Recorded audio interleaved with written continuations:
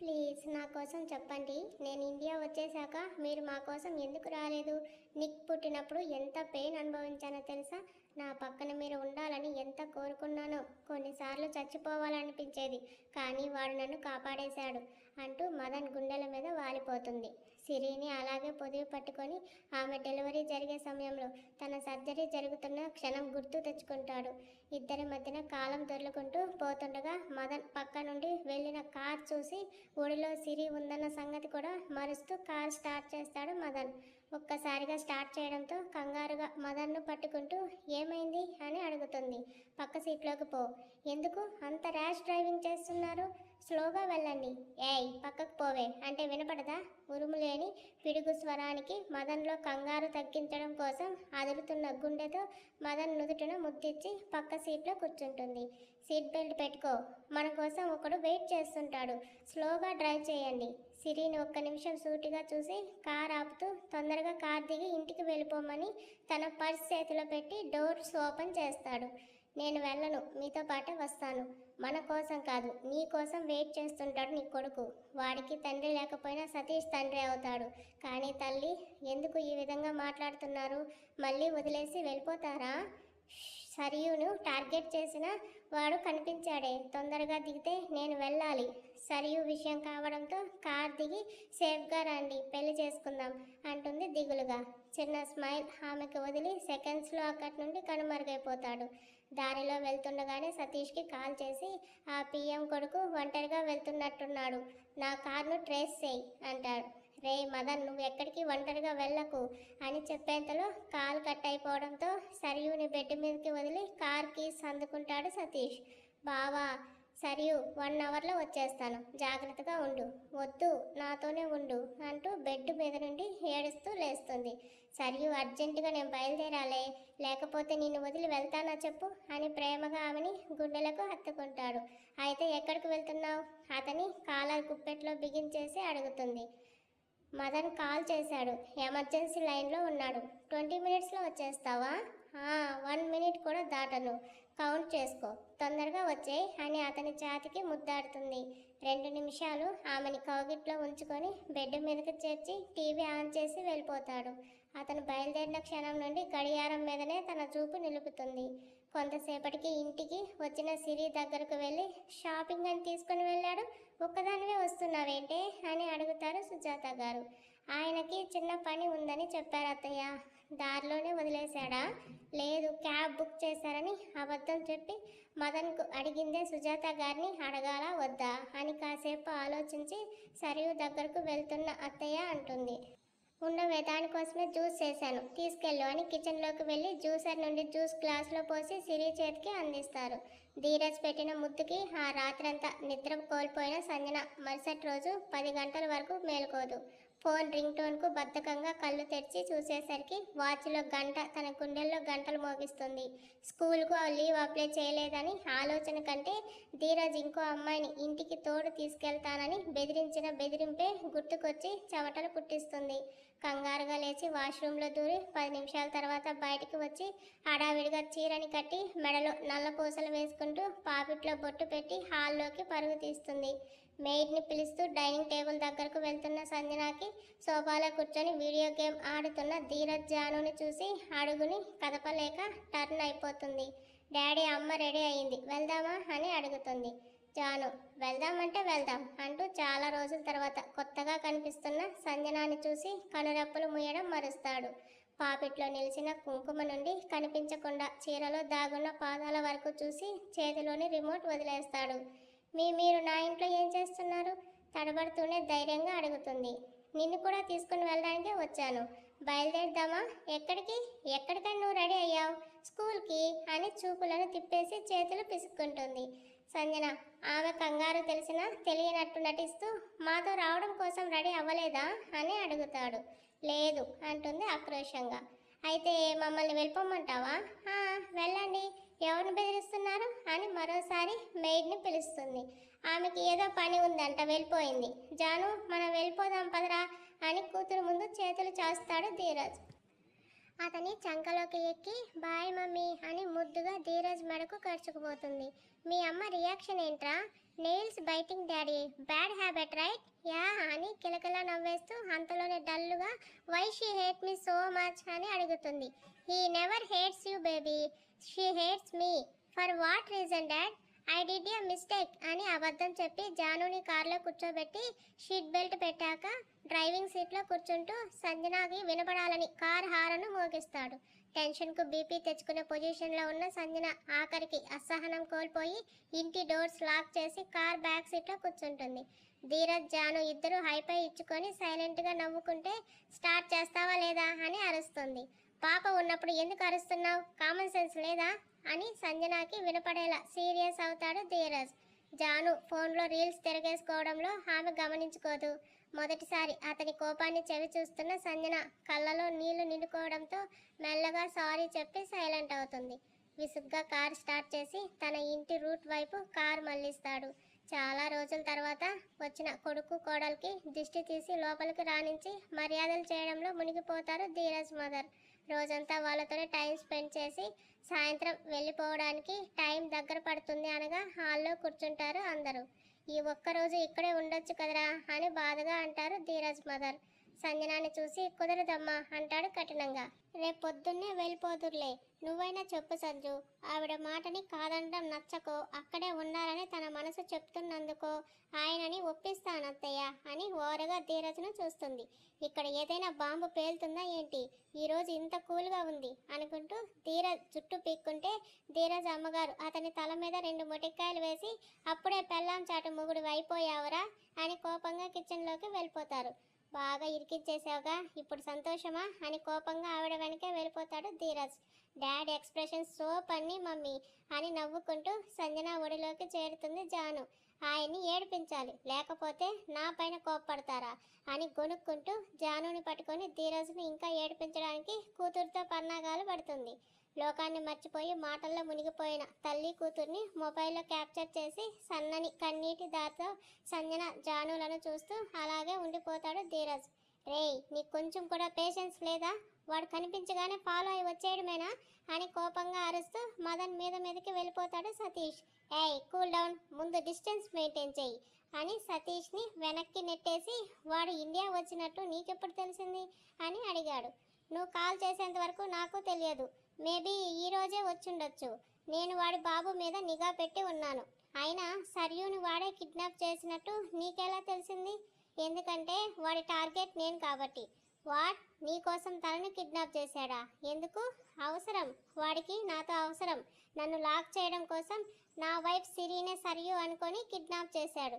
ఈ రాజ్ యూఎస్ఏలో నాతో పాటు ఒకే టీంలో ఉండేవాడు. ఫస్ట్ మా మెడిసిన్ ఫార్ములా దొంగతనంగా ఇంకొక కంపెనీకి అమ్మేసింది వీడే. ఈ విషయం తెలుసుకొని వాడి మెడికల్ సర్టిఫికేట్ క్యాన్సిల్ చేయించాను. అందుకే పగ పెంచుకున్నాడు. సతీష్, వాడి నాన్నకి మామయ్యకి కూడా బిజినెస్ పరంగా ఇష్యూ ఉంది. అందుకే సర్యూని కిడ్నాప్ చేశారని నేను అనుకున్నాను. అసలు కిడ్నాప్ జరిగిందని ఇంత లేటుగా ఎలా తెలుసుకున్నావు అడుగుతాడు మదన్. తను నన్ను వదిలేసి వెళ్ళిపోయినట్టు మెసేజ్ చేసింది. కాళ్ళు పట్టుకొని బ్రతిమలాడుతూ నా దగ్గర ఉంచుకోలేను కదా, అందుకే వదిలేశా. కొన్ని రోజులయ్యాక తనే వస్తుంది అనుకుంటే రాలేదు. కాల్ కూడా లిఫ్ట్ చేసేది కాదు. మేలిగో అడ్డొచ్చి నేను కూడా నెగ్లెక్ట్ చేశాను. అందుకే అంత తొందరగా తెలుసుకోలేకపోయాను. మంచిదయ్యింది. ఇప్పుడు ఆ రాజుని ఎలా లాక్ చేయాలో ఆలోచించు. వాడు మాత్రం బతకడానికి వీల్లేదు. ఇల్లీగల్గా చంపేద్దాం అనుకుంటున్నావా? లీగల్గా పనిష్మెంట్ ఇవ్వడానికి నేను అంత మంచోని కాదు. గవర్నమెంట్ కింద పనిచేసేవాడిని కాదు. ఆ ప్రసాద్ని ఎలా అయితే చంపానో వీడికి కూడా అదే దుస్థితి పడుతుంది అంటూ ఫార్మా కంపెనీ వైపు చూస్తూ ఉంటాడు మదన్. సరియు బాధ గుర్తుకు వస్తుంటే సతీష్కి కూడా వాడిని చంపేయాలని అనిపిస్తుంటే సైలెంట్గా ఆలోచనల్లో పడతాడు.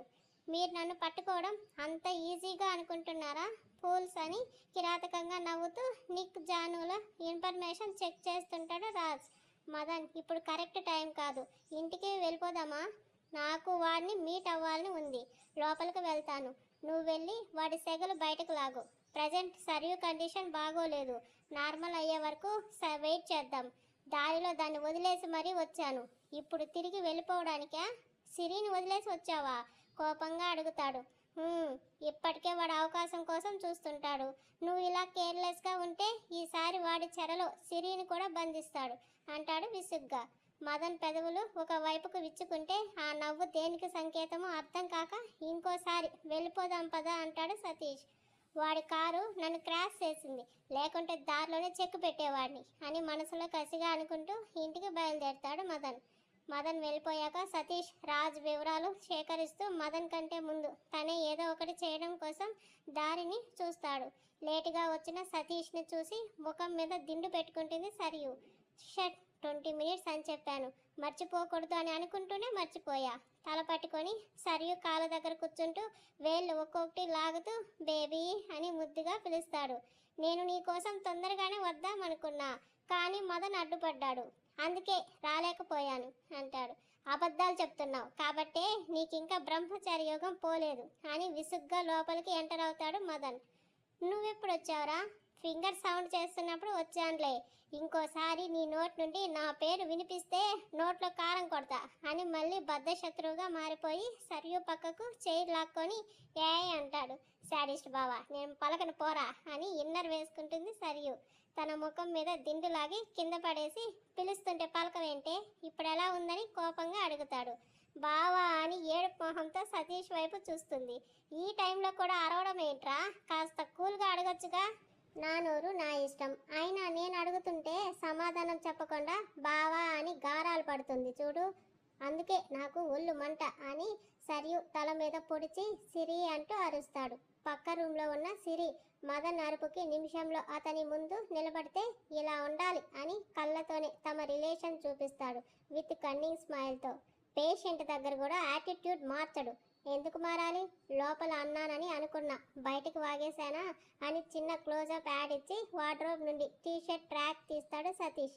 ఇంకోసారి ఇంటి గడప దాటితే కిడ్నాప్ చేసిన వాడు కిడ్నీలు లాక్కుపోతాడు, ఒళ్ళు దగ్గర పెట్టుకొని ఉండని సరియుకు వార్నింగ్ ఇచ్చి సతీష్ సిరి ముందు డ్రెస్ మార్చుకుంటాడేమో అని అనుమానంతో ఆమెను తీసుకెళ్ళిపోతాడు మదన్. ఎందుకు ఊరికనే గొడవ పెట్టుకుంటారు? నిన్ను వాళ్ళని తిట్టి చాలా రోజులైంది, ఇప్పుడు హాయిగా ఉంది, స్ట్రాంగ్ ఫిల్టర్ కాపీ పెట్టుకురా. ఇది ఎక్కడ సైకోయిజమో ఏంటో అని విసుగ్గా సిరి వెళ్ళబోతుంటే ఆమె రూమ్లోకి లాక్కొని ఏమన్నావే అంటాడు ఎరుపెక్కిన కళ్ళతో. అయ్యో రామా, నేనేం అనలేదు, సరియు ఎలా ఉందో చూడాలనుకొని వెళ్ళి కావాలని గొడవ పెట్టుకున్నారు. కేరింగ్ హైడ్ చేసి కోపం ఎందుకు చూపిస్తారో అర్థం కాదు, అందుకే అలా అనుకున్నా, సారీ అంటుంది భయంగా. ఇంకోసారి నా పట్ల విసుగు చూపించావంటే నేనేం చేస్తాను నాకు కూడా తెలియదు, ఇక పో. గుటకల మింగుతుంది. పోవే, నా నడుం పట్టుకున్నారు, ఎలా వెళ్ళాలి? తోసుకుంటూ వెళ్తావేమో అనుకున్నానులే. గుడ్, ఓల్డ్ సిరీస్ బ్యాక్ అని ఆమె చంపని తట్టి నీ కొడుకు వచ్చాడు, వాడిని మన రూమ్ దగ్గరకు తీసుకురాకు అని సిరిని వదిలేస్తాడు. ఫిల్టర్ కాపీ పట్టుకురా. సిరి వెళ్ళిపోయాక చిన్నపాటి నవ్వుతో బెడ్ మీద వాలిపోయి ఛాతి మీద రబ్ చేసుకుంటాడు. నా బంగారం, కోపం పోయినట్టేనా? అస్సలు పోలేదు, ఇంకా ఎక్కువైంది. హేట్ యూ బావా అని మరోవైపు తిరుగుతుంది సరియు. విప్పిన షర్ట్ హ్యాంగర్కి తగిలించి సరియు పక్కకి చేరుతూ ఆమెని వెనుక నుండి చుట్టేస్తాడు. ఇప్పుడు మేడం గారి కోపం ఎలా పోగొట్టాలి, బయటకు తీసుకెళ్తే అని సరియుకు వినపడాలని అంటూ ఆలోచిస్తున్నట్టు పేసి పెడతాడు.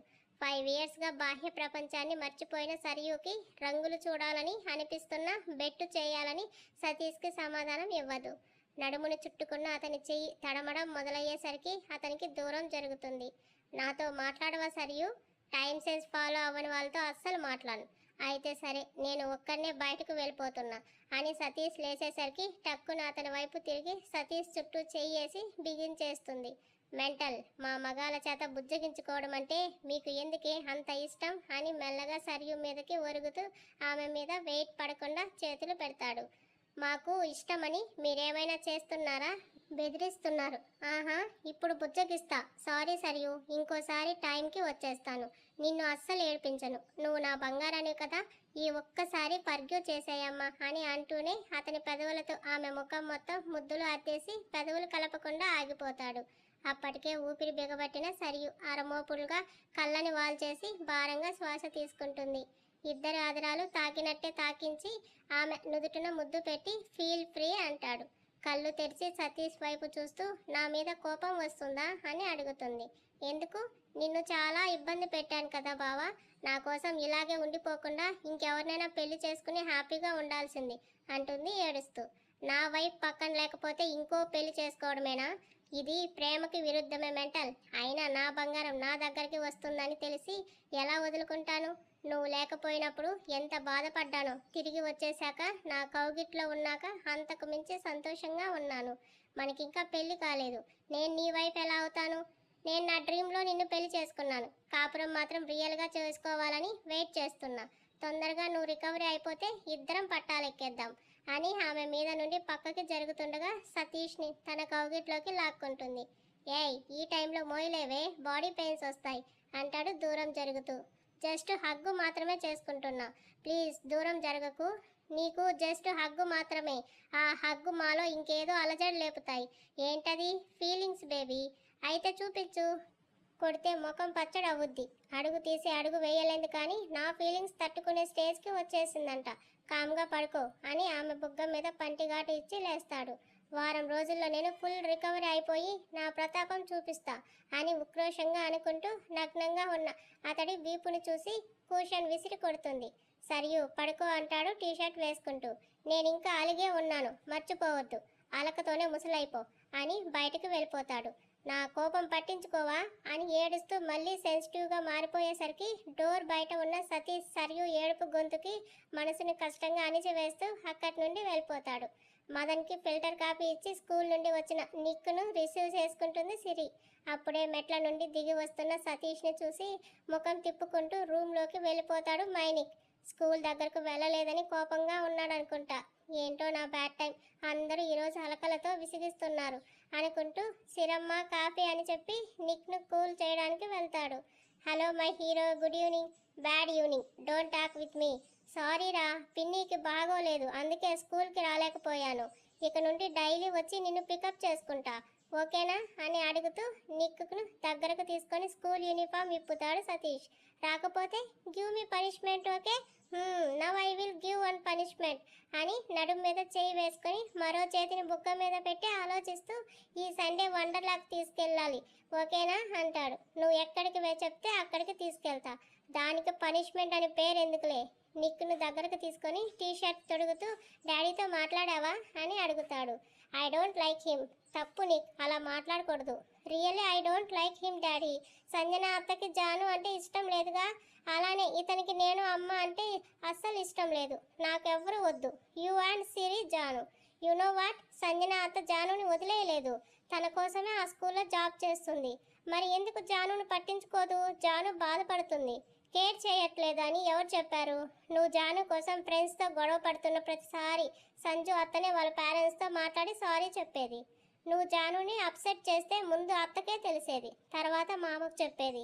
ఓ, అయితే ఎందుకు అమ్మలా తనని హక్ చేసుకోవట్లేదు డాడీ?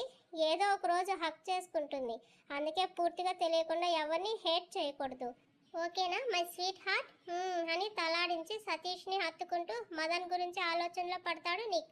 ఇద్దరి మాటలు వింటూ బయట ఉండిపోయిన సిరి చల్లారిపోయిన కాఫీ కప్ తీసుకెళ్లి సింక్లో పెట్టేసి మళ్ళీ ప్రిపేర్ చేసి సతీష్ దగ్గరకు వెళ్తుంది. ధీరజ్ మీద పడుకున్న జానుని బెడ్ మీదకి వేసి పాపకి సపరేట్ రూమ్ అలవాటు చేయించచ్చుగా, ఎన్నాళ్ళు మీ గుండెల మీద నిద్ర పుచ్చుతారు? జానుకి మరోవైపు బెడ్ మీద కూర్చొని అడుగుతుంది సంజన. తను బాగా అలవాటు పడిపోయింది. ఇప్పుడు వద్దంటే ఏడుస్తుంది సంజు. కొద్దిగా పెద్దయ్యాక చెప్తానులే. నువ్వేం చేసావు ఇంతవరకు? అత్తయ్యతో మాట్లాడి వచ్చాను. ధీరజ్ జానుల మధ్య బంధం అంతలా ఎలా ముడిపడింది అని తననే చూస్తున్న చూపుకి చిన్నగా నవ్వుకొని ధీరజ్ కూడా కూర్చుంటూ మాకు దూరంగా నిజంగానే హ్యాపీగా ఉన్నావా అని అడుగుతాడు. సమాధానం చెప్పకుండా జాను చేతిని పట్టుకొని సైలెంట్ అయిపోతుంది. నేను ఇంకో పెళ్లి చేసుకోవాలని నాకు దూరంగా ఉంటున్నావు. అదే ఈరోజు నువ్వు రాకపోతే నేను ఇంకో పెళ్లి చేసుకుంటానని బెదిరించేసరికి నాతో పాటు ఇక్కడికి వచ్చావు. నిన్ను ఎలా అర్థం చేసుకోవాలో తెలియట్లేదు. నేను అన్న జాను అన్న నీకు ప్రాణం. మా ఇద్దరికి దూరంగా ఉంటూ మమ్మల్ని శిక్షిస్తూ నిన్ను నువ్వు ఎందుకు గాయపరుచుకుంటున్నావే? అస్సలు ఈ బేబీ నా వల్ల పుట్టలేదని నీకు ఎలా తెలిసింది? ఆమె చేతిని గుప్పెట్లో బిగించి అడుగుతాడు. యుఎస్ఏలో అటాక్ జరిగాక మనల్ని భాస్కర్ మావయ్య ఇండియా తీసుకొచ్చేశారు. మన ఇద్దరి హెల్త్ సెట్ అయ్యాక ఒకరోజు నువ్వు నాకు దగ్గర అవడానికి ట్రై చేశావు, కానీ అవ్వలేదు. సంజు ప్రెగ్నెన్సీ మూడ్ స్వింగ్స్ వలన. అప్పుడు నాకు ఆ రాత్రి ఏం జరిగిందో కళ్ళ ముందు కనిపించింది. నన్ను కాపాడిన మీరు ఎందుకు అలాంటి నిందని మీ మీద వేసుకున్నారు? అర్థం కాలేదు. అందుకే డెలివరీ అయ్యాక మిమ్మల్ని నిలదీసి డివోర్స్ కావాలని అడిగాను. కానీ మీరు ఒప్పుకోలేదు. పాప కావాలా నేను కావాలా అంటే నన్ను ప్రేమించి పాప కావాలన్నారు. అది కూడా నా మీద ప్రేమతోనే అని నాకు తెలుసు. అస్సలు నాలాంటి అమ్మాయిని ఎలా ప్రేమిస్తున్నారో నాకు అర్థం కావట్లేదు. ఇప్పుడు కూడా మిమ్మల్ని ఇంత దూరం పెడుతున్నా నాకు దగ్గర కావడానికి చూస్తున్నారు. మీ ప్రేమ చూస్తుంటే భయం వేస్తుంది అండి. ఒక్క మనిషిని ఇంతలా ప్రేమించడం అసాధ్యం అనిపిస్తుంది. నేను మీకు తగను. ఈసారి నిజంగానే దూరంగా వెళ్ళిపోతా అని వెక్కుతూ బెడ్ మీద నుండి దిగి బాల్కనీ డోర్స్ ఓపెన్ చేసుకొని వెళ్ళిపోతుంది.